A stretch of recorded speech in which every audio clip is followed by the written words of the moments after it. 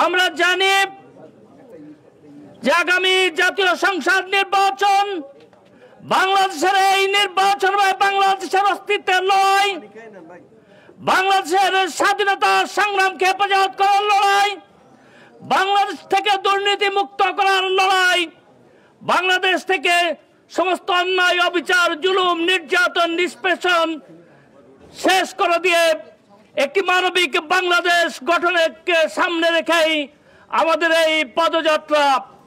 আমি সংগ্রামী চলছিয়াবাসীকে জানাতে চাই, আগামী নির্বাচনে মানবিক বাংলাদেশ গড়ার লক্ষ্যে আমাদেরকে সৎ নেতৃত্ব প্রতিষ্ঠার লক্ষ্যে, দুর্নীতিমুক্ত সমাজ গঠনের লক্ষ্যে, অন্যায় জুলুম নির্যাতনের বিরুদ্ধে যার বলিষ্ঠ কণ্ঠস্বর জননেতা অধ্যাপক গোলাম রসুল সাহেবকে দাঁড়িপাল্লা মার্কায় ভোট দিয়ে আপনারা যদি জয়যুক্ত করেন, অবহেলিত এলাকা উন্নয়নের অগ্রাধিকার পাবে ইনশাআল্লাহ।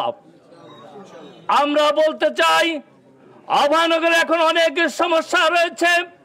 ব্যবসায়ীরা সুফলে তাদের ব্যবসা করতে পারছে না, সন্ত্রাসীর দাপটের দৌরাত্ম্য চলছে।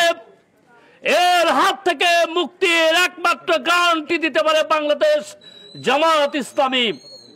এই জন্য জামায়াত ইসলামীর হাতকে শক্তিশালী করুন এবং আগামী নির্বাচনে জামাতের সাথে সামিল হয়ে সন্ত্রাস মুক্ত, দুর্নীতি মুক্ত, বৈষম্যহীন অভয়নগর গঠনে আপনারা সকলে এগিয়ে আসবেন, মানবিক বাংলাদেশ গঠনে এগিয়ে আসবেন এই প্রত্যয় রেখেই আমি আমার কথা শেষ করছি। বাংলাদেশ জিন্দাবাদ, বাংলাদেশ জামায়াত ইসলামী জিন্দাবাদ।